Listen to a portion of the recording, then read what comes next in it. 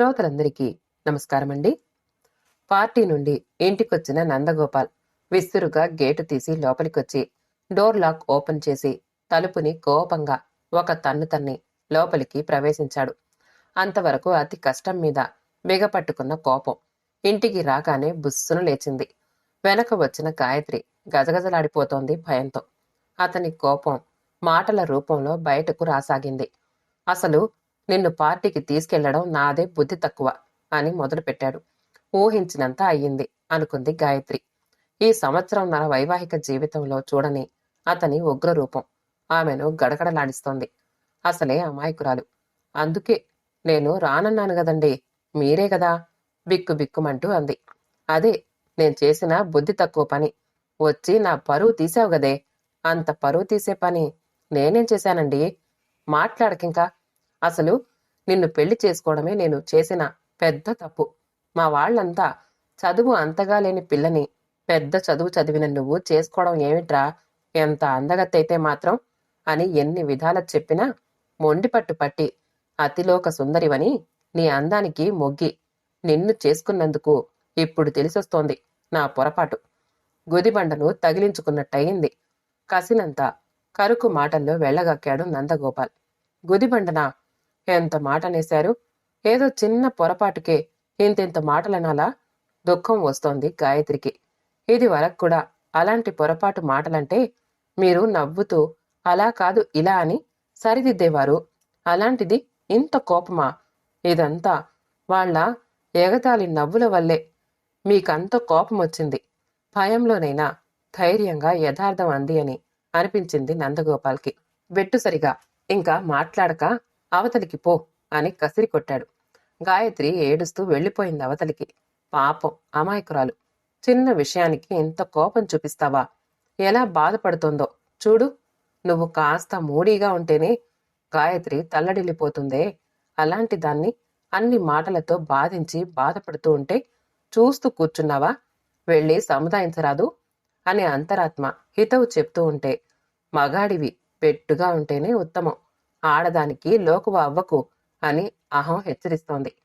అసలు జరిగిన విషయం ఏమిటంటే ఆ సాయంత్రం నందగోపాల్ ఆఫీస్ నుండి రాగానే గాయత్రి, నా ఫ్రెండ్ కొడుకు బర్త్డే పార్టీ ఉంది, మనం వెళ్ళాలి, రెడీ అవ్వు అని చెప్పాడు. నేనెందుకండి, మీరొక్కరే వెళ్ళిరండి అంది గాయత్రి. ఎందుకంటావేంటి? మా ఫ్రెండ్స్ వాళ్ళ భార్యలు కూడా వస్తారు.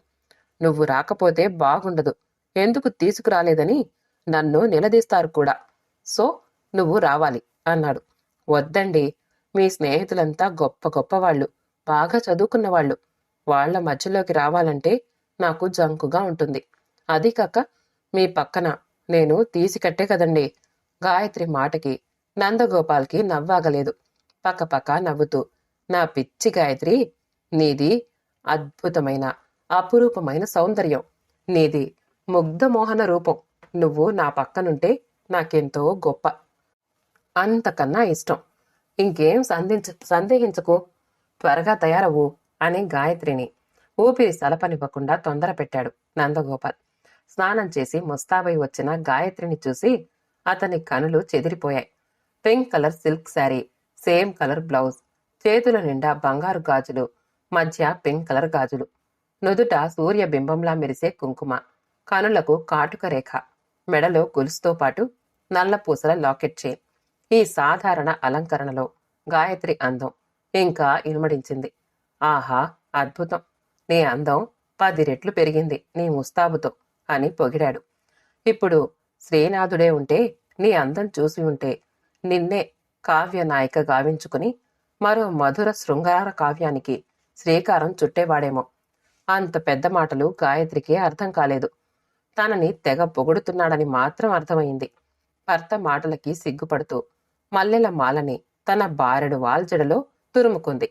నడుముని దాటి పిరుదులపై దరువేస్తున్నట్లు కదలాడే గాయత్రి వాల్జడ అంటే నందగోపాల్కి చాలా ఇష్టం. ఇప్పుడు ఆ అందమైన జడకు 3 మూరల మల్లెల మాల తోడయ్యి అతని మనసులోని భావుకతను తట్టిలేపింది. ఆ భావుకత పాటగా మారి అతని పెదవులు దాటింది. తల నిండా పూదండ దాల్చిన నా రాణి, మొలక నవ్వులతోడ నన్ను మురిపించరావే అంటూ 2 చేతులు చాచాడు. తన బాహుల్లో బందీని చేశాడు. ఆ ప్రేమ పరిశ్రంగంలో గాయత్రి అందానికి ముగ్ధుడైపోతూ నందగోపాల్ పరవశించిపోయారు కొన్ని క్షణాలు.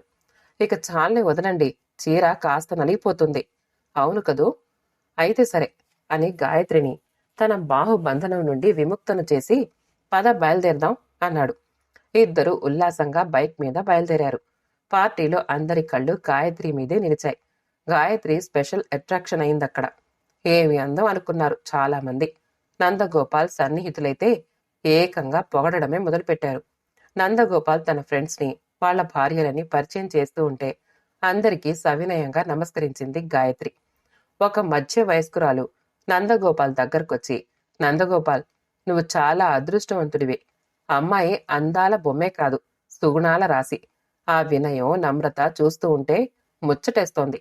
ఈ కాలంలో ఇంత ఇదిగా ఎవరుంటున్నారు అంది. నందగోపాల్కి చాలా సంతోషం కలిగింది ఆ మాటలకి. గాయత్రి ఆ పొగడతకి సిగ్గుపడి తల వాల్చుకుంది. నందగోపాల్ మాత్రం గాయత్రి వంక మురిసిపోతూ చూస్తున్నాడు. ఆ మురిపెం ఒక సంఘటనతో మాయమై కోపంగా మారింది. గాయత్రిని మాటల్లో పెట్టింది ఒక ఆవిడ. ఆ మాట ఈ మాట అయ్యాక, గాయత్రి గారు, మీరు సినిమాలు చూస్తూ ఉంటారా అని అడిగింది. యథాలాపంగా దానికి సమాధానంగా, గాయత్రి, పెళ్ళయ్యాక 4-5 సినిమాలు చూశానండి, కానీ నాకంతగా నచ్చలేదు అంది. ఎందుకండి అడిగిందావిడ. ఏమో, ఒంటి మీద బట్టలు సరిగ్గా లేక ఆ చిందులు గెంతులు నాకు నచ్చలేదు. గాయత్రి మాట విని, ఈ కాలంలో పిల్లలా లేదు అనుకుందావిడ. అంతటితో ఆగితే బాగుండేది. మరి ఎలాంటివైతే నచ్చుతాయి అడిగిందావిడ. భక్త ప్రహ్లాద లాంటి సినిమాలైతే నాకు చాలా ఇష్టం అంది గాయత్రి. ఆ మాటతో అందరికీ నవ్వొచ్చింది. నందగోపాల్ కూడా గాయత్రి మాటకు నవ్వుకున్నాడు. కొందరు వచ్చే నవ్వుని ఆపుకున్నారు. ఒక అతనైతే చనువుగా జోక్గా, మీ భర్త ప్రహ్లాద్ అంటే ఇష్టమా అని నవ్వుతూ, ఏమోయ్ ప్రహ్లాద అని నందగోపాల్తో అన్నాడు. అతని మాటలు అక్కడున్న కొందరు నవ్వారు. వాళ్ళలా నవ్వుతూ ఉంటే ఇన్సల్ట్ గా ఫీల్ అయిపోయాడు నందగోపాల్. అప్పుడొచ్చింది అతనికి కోపం విపరీతంగా. అంతకు ముందు భార్యని చూసి మురిసిపోతున్న అతని నగుమోము కందగడ్డలా మారింది గాయత్రి మీద కోపంతో. గాయత్రికి తన మాట పొరపాటు తెలిసి రాలేదు. తెలిస్తే అనేది కాదు కదా. భర్తకి కోపం రావడానికి కారణం వాళ్ళు హేళనగా నవ్విన నవ్వులే అనిపించింది అమాయక గాయత్రికి. అంతేగాని తన మీద కోపమని గ్రహించుకోలేకపోయింది. ఎందుకలా నవ్వుతారు? మా ఆయనకి కోపం వస్తుంది అనేసింది అమాయకంగా. ఏ, మీ ప్రహ్లాద్కి కోపం రాకూడదా? అతని మాటకింకా నవ్వుతూ అన్నారు. అప్పుడు ఆ మధ్య వయసావిడ కల్పించుకుంది. ఎందుకలా నవ్వుతారు? తప్పుగదు అని మందలించింది. చూడమ్మా గాయత్రి, భర్త అంటే ఎవరు? పెనిమిటి కదా. మరి ప్రహ్లాదుడెవరు? విష్ణు భక్తుడు. అది ప్రహ్లాదుడు గొప్ప భక్తుడు గనుక భక్త ప్రహ్లాద్ అన్నమాట. నిజమే పిన్నిగారు, ఏమిటో సరిగ్గా తెలీదు. మీ అందరిలా బాగా చదువుకున్న దాన్ని కాదు కదా అంది. అప్పుడు గ్రహించుకుంది. అయితే భర్తకి తన మీదే కోపమన్నమాట. అందుకే వెంటనే ఈ పిన్నిగారు చూడండి, తెలియని దాన్ని ఎలా చక్కగా వివరించి చెప్పారో, అది సంస్కారం అంటే అంది. ఆ మాటతో వాళ్ల నవ్వులు ఆగిపోయాయి. ముఖాలు మాడిపోయాయి. తమకి సంస్కారం లేదని ఇండైరెక్ట్ గా తెలియజేసిందని గ్రహించుకున్నారు. సారీ ప్రహ్లా అనబోయి నందగోపాల్ కళ్ళెర్ర చేసేసరికి నాలిక ఖర్చుకున్నాడా friend. Sorry Nandagopal, really so sorry అన్నాడు. ఓకే ఓకే సభ్యతకి అన్నాడు గాని నందగోపాల్కి కోపం మాత్రం తగ్గలేదు. పార్టీలో మూడీగానే ఉండిపోయాడు. అతని వాలకం చూసి గాయత్రి హడలిపోయింది. తను భయపడినట్టుగానే ఇంటికి రాగానే గాయత్రి మీద కోపం చూపించాడు. ఘోరమైన మాటలన్నాడు. గాయత్రి తల్లి తండ్రి చిన్నతనంలోనే పోయారు. దుష్టబుద్ధి గల మేనమామ పెంపకంలో నానా బాధలు పడింది చిన్నతనం నుండి. పెళ్లైన కొత్తలోనే గాయత్రి తన గత జీవిత గాథ అంతా చెప్పింది కన్నీళ్లతో. నందగోపాల్ చాలా జాలిపడ్డాడు. గాయత్రి, గతం మర్చిపో. ఇంక నుండి నీకే కష్టం రానివ్వను. నీకు నేనున్నాను. నీకు గతం గుర్తు రానంతగా నిన్ను సుఖ సంతోషాలతో ముంచెత్తుతాను అని ఓదార్చాడు. అన్నట్టుగానే గాయత్రిని అపురూపంగా ప్రేమగా చూసుకుంటున్నాడు. అటువంటి భర్త ఈనాడు తనని గుదిబండగా భావించాడు. అదే మాట పదే పదే గుర్తుకొస్తూ గాయత్రిని వేధిస్తోంది. తన చిన్న పొరపాటుకి అంత పెద్ద శిక్ష అనిపించింది గాయత్రికి. గాయత్రి భయంగాను, నందగోపాల్ కోపంతో రుసరుసలాడుతూ ఉండగా రోజులు గడిచిపోతున్నాయి. 10 రోజుల వరకు వాళ్ల మధ్య మౌనం అలాగే ఉంది. నీకిది తగదు అని నందగోపాల్ని అంతరాత్మ హెచ్చరిస్తూ ఉంటే అహం అడ్డొచ్చి అతన్ని శాంతింపనీయకుండా చేస్తోంది. ఆఫీస్ నుండి ఇంటికొచ్చిన నందగోపాల్ ఇంటి తలుపులు బార్లా తెరిచి ఉండడం చూసి ఆశ్చర్యపోయాడు. తాను వచ్చి బెల్ కొడితే వచ్చి కిటికీలో నుండి తనని చూసిగాని గాయత్రి తలుపు తీయదు. అందుకే అతనికంత ఆశ్చర్యం. లోపలికొచ్చి చూస్తే గాయత్రి చాప మీద పడుకొనుంది. చేతిలో మడత పెట్టిన తెల్ల కాగితం ఉంది. అతని మనసు కీడును శంకిస్తూ ఉండగా గాయత్రిని తట్టి చూశాడు. కదలిక లేదు. గాబరాగా కాగితం తీసి ఆత్రంగా చదివాడు. పూజ్యులైన శ్రీవారికి నమస్కారములు. ఈ సంవత్సరంన్నర నాకు మీరు వైభోగ జీవితమిచ్చారు. సకల సౌకర్యాలు సమకూర్చి సంతోషపెట్టారు. లెక్కలేనన్ని కృతజ్ఞతలు. నా అంత అదృష్టవంతురాలు లేదు అనుకునేంతగా నన్ను ప్రేమించారు. నా అదృష్టాన్ని నేనే జారవిడుచుకున్నానేమో. ఇంక మీకు గుదిబండగా ఉండలేక వెళ్ళిపోతున్నాను. క్షమించండి. ఇట్లు మీ గుదిబండ. నో నో గట్టిగా అరిచాడు గుండెలవిసేలా. ఏమిటండి, ఏమైంది? అంత గట్టిగా అరిచారు అంటూ గాబరాగా గాయత్రి కుదిపి లేపితే గాని అతనికి అర్థం కాలేదు. మై గాడ్, కళ ప్రభావమో ఏమో. అతనికి ఇంకా గుండె దడదడలాడుతూనే ఉంది.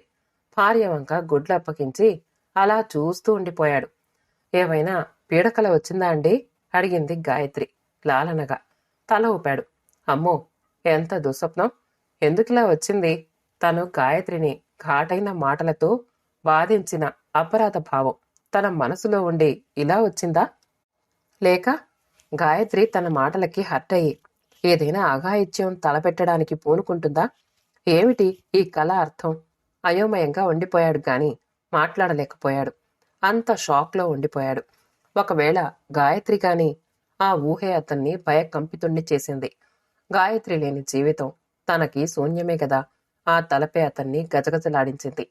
అది గమనించిన గాయత్రి అంతగా భయం ఎందుకండి, కలే కదండి అంటూ చిన్నపిల్లాన్ని ఓదార్చినట్టు చెప్పి అతని క్రాఫ్ని నిమురుతూ ఛాతీ మీద సవరతీస్తూ ఉండిపోయింది.